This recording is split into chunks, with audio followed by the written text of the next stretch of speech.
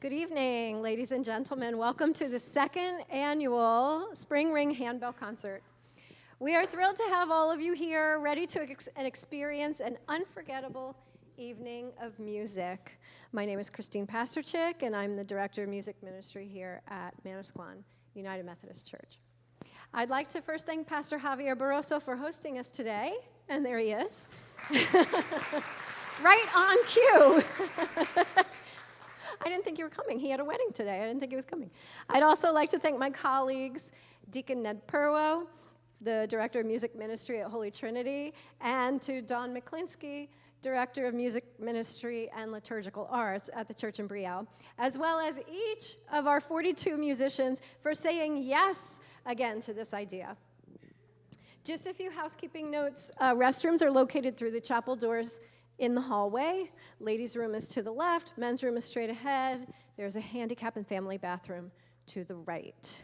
Additionally, you will notice that there is an offering plate at both the front and the chapel doors. Today's free will offering is being donated to Interfaith Neighbors, a local nonprofit that assists the homeless with housing and provides food to those who are food insecure.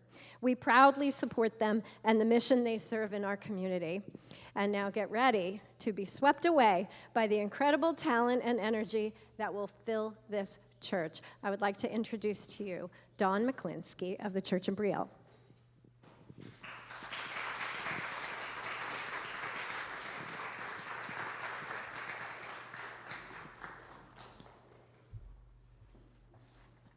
Good evening. We are very, very honored to be here tonight. My children's choir this past year has learned to read music as well as ring the handbells. So it is a special skill that they are working on to raise up adult ringers. I'm very proud of them.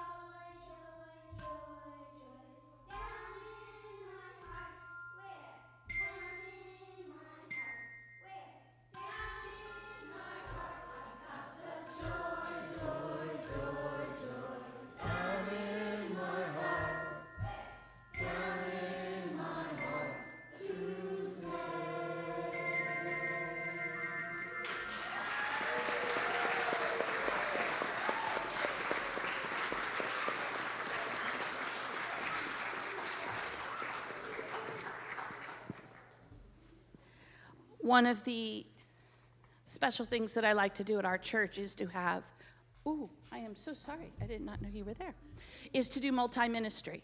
So we will bring in the children with the adults or the handbells with the adult choir. We mix up the ministries, and so this is our opportunity. We're doing a Handel piece, which is quite challenging, but the children are going to be ringing with the adult ringers, so I'm very excited about that. We have, just so you know, our youngest is 4, and our oldest is 9.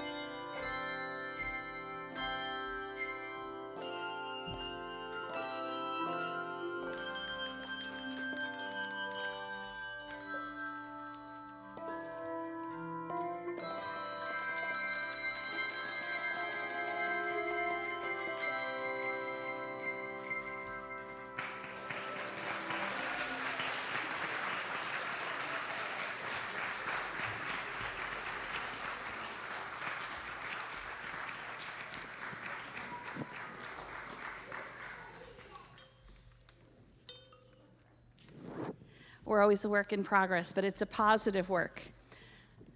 I also want to just thank Miss Emma. She's a wonderful 8th grader who plays flute, and I wouldn't be able to obviously do it without her. She is tremendous and works so well with the children. So.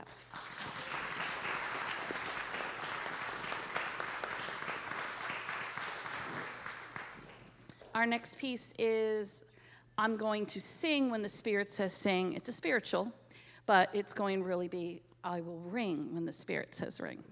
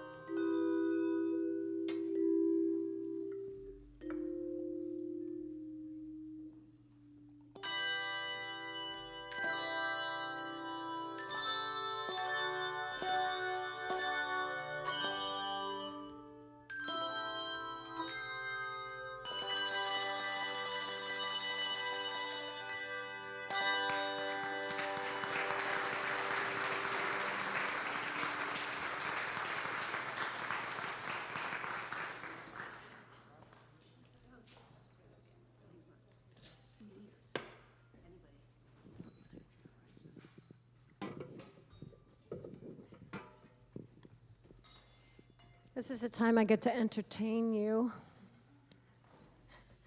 with the wonderful history of handbells. And if you fall asleep, don't let me hear you snore.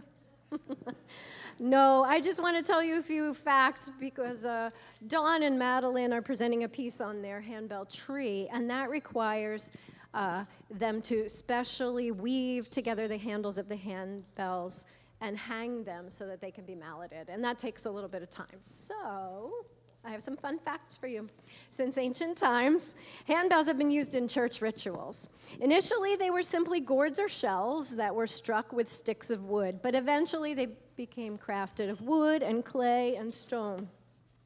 The earliest metal bells date back to 3000 BC, and larger bells were used in China. And even Old Testament readings describe priests wearing bells sewn into their garments. So for more than 1,500 years, bells have been a part of Christian liturgy.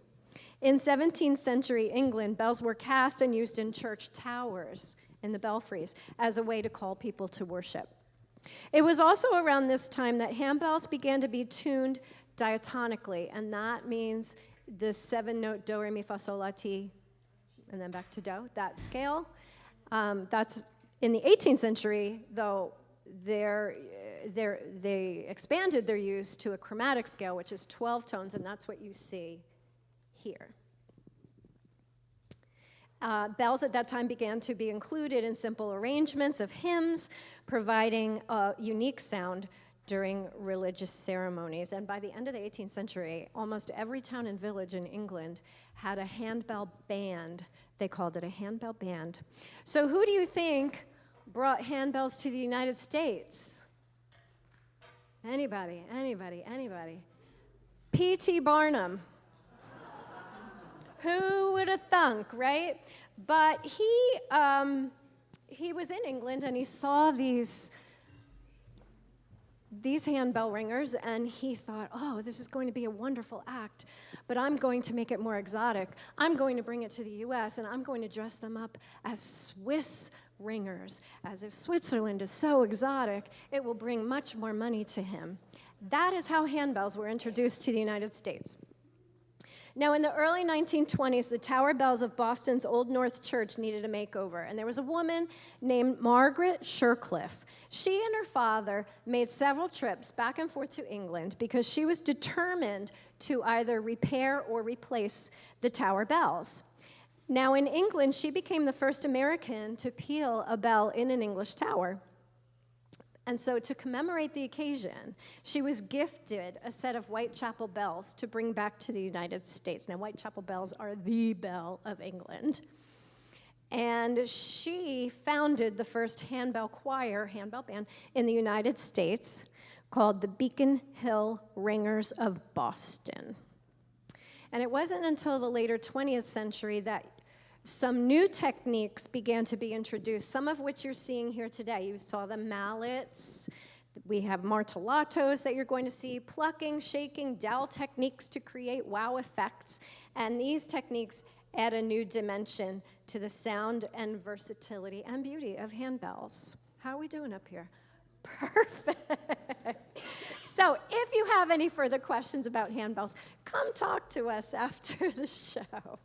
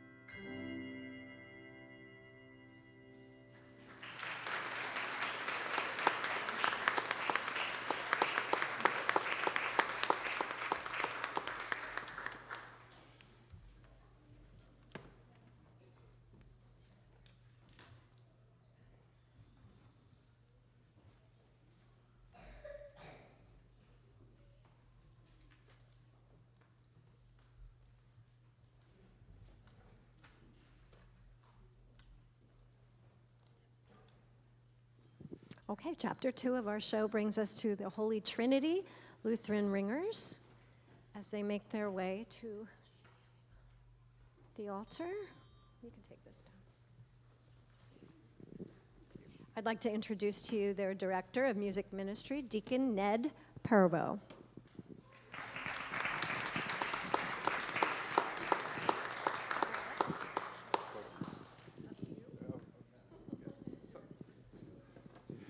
Well, thank you. The Holy Trinity Bells is a newer ensemble at our church. We got our start in 2022 when everyone was still kind of distancing, and we had to figure out what to do where we didn't breathe on each other. So we started the Handbell ensemble back up. The bells had been in mothballs for about 18 years, and it's great to have them back at ringing in the church. And we're all getting our steps in because the bells live on the second floor of our church. And so every time we ring in church, we schlep everything up and down 2 flights. So there you go, get your steps in. So we have several pieces today. The first one is a more typical piece with ringing and some table damping. The second one is completely mounted, the entire piece.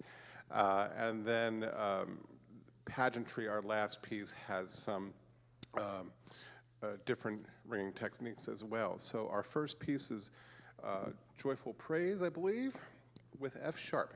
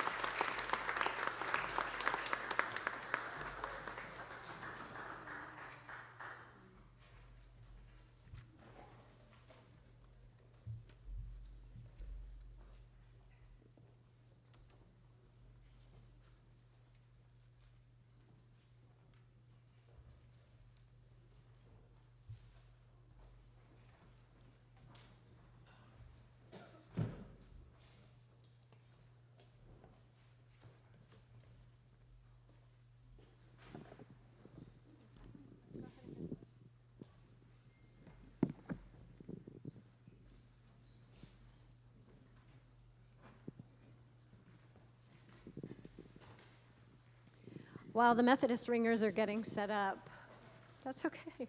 It's tight up here.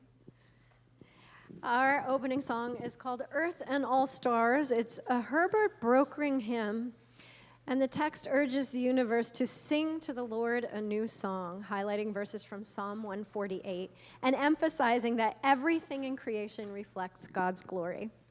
He wrote this piece for the 90th anniversary at St. Olaf College in Northfield, Minnesota. The setting of this tune, called Dexter, was written by the late David Johnson, who was then professor of organ at St. Olaf. Earth and All Stars.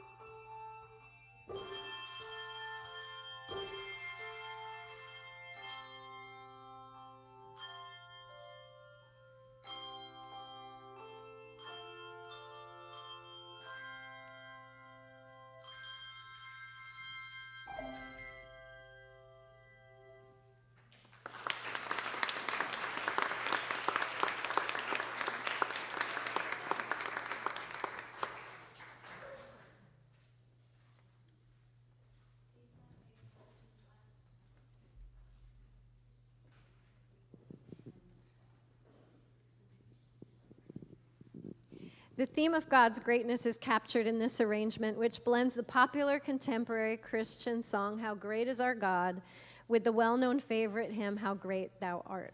You will hear contrasting sections of verse and refrain alternate as the piece builds to its powerful final refrain of How Great Thou Art.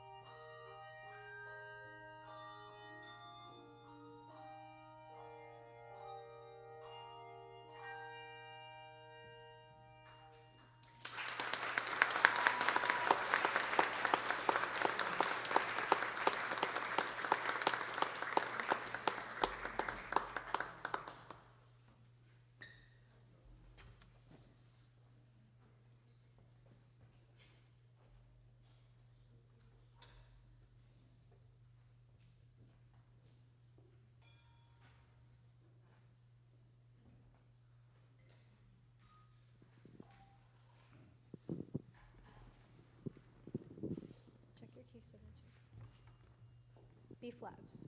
No E flats, no.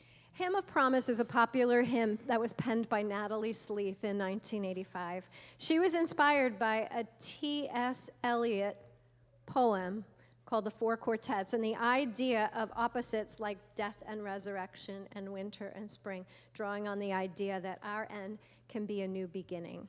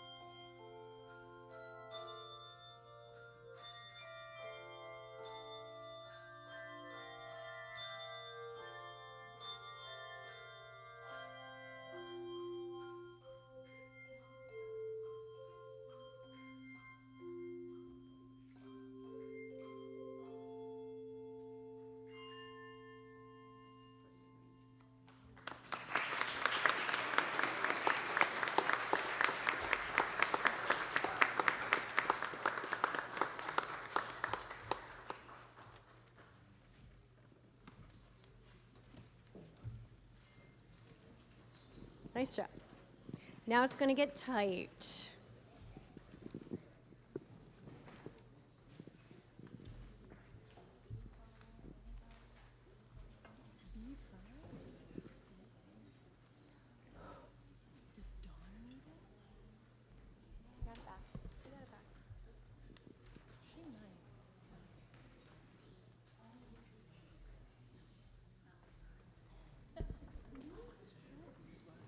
Get what you need to get. In the summer of 1975, which was just yesterday, right? Just a few months after ABBA released their third album, the group was a bit uncertain as to their future of their international career. The group had enjoyed a #1 hit with Waterloo the previous year, but since then, their singles had just kept flopping and they'd been automatically regarded as one-hit wonders. So who would have thunk that 50 years later, we would be ringing this song as a handbell arrangement? Feel free to dance in the aisles. No judgment here. I encourage it.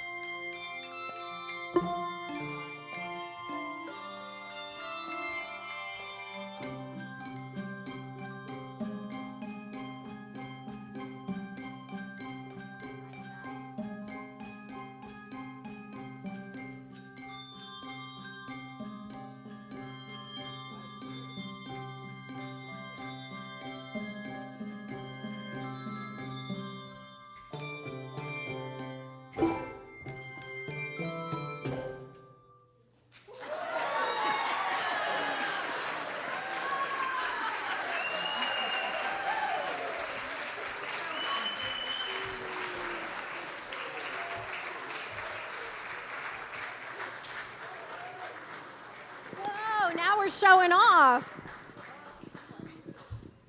Wow is right. We worked on that one.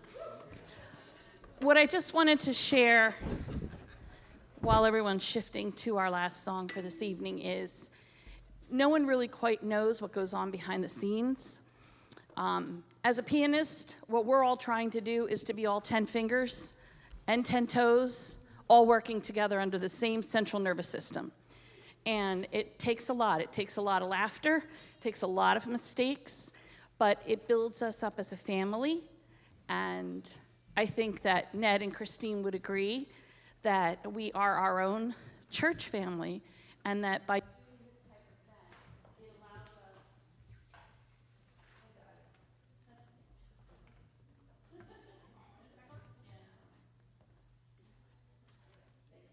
event, it allows us to become an extended community family. So I personally want to thank our pastor, Pastor Lou, and Pastor Javier, and Ned, is your pastor here? Other commitment? Pastor Mary, right? Yeah, Pastor Mary. Because if it wasn't for them and having the commitment and the love of the music, it wouldn't be here. It does take that support from the top. So thank you so much, pastors.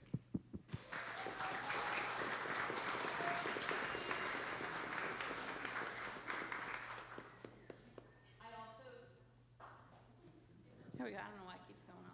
But I also wanted to thank, from our choir's perspective, we had 3 visitors with us today coming from the Colts Neck Reformed Church. The esteemed Maggie Trifle. And both Allison and Jeff Brown. We are very blessed that they were able to come in and fill in actually one space for where my son wasn't able to be here. But I don't know if you noticed, Jeff has the really big bells. So you get to hear the bass. And Maggie had the real high little bells.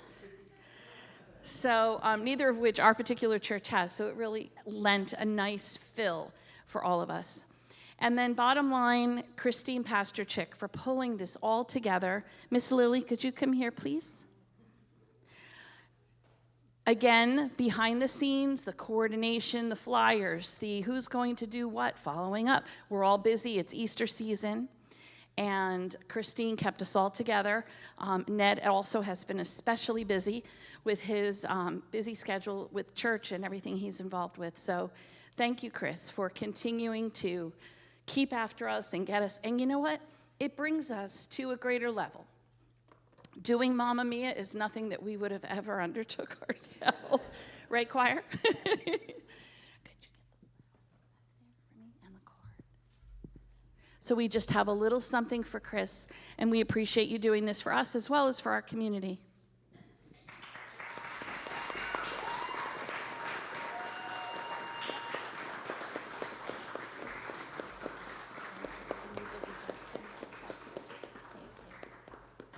Thank you, Chris.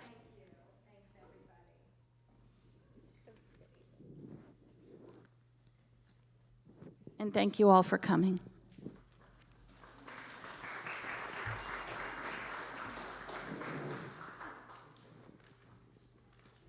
This piece called Unity by Kurt Meyer is the perfect end to our community gathering. Unity.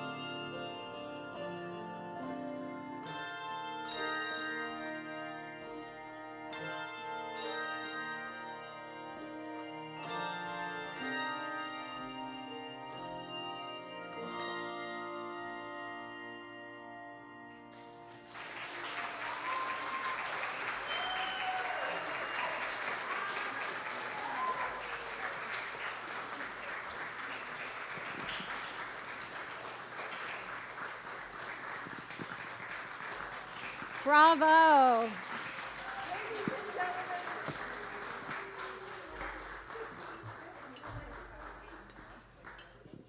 Is it on?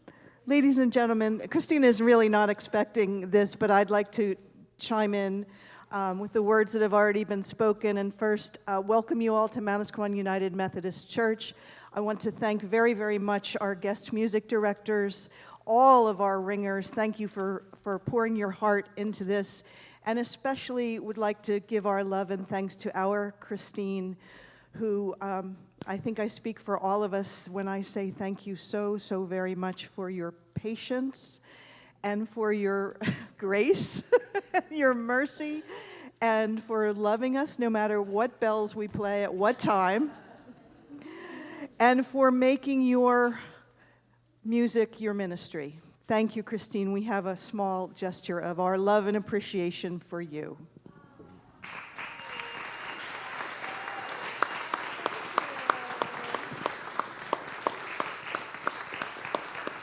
Thank you, everyone. Thank you so much.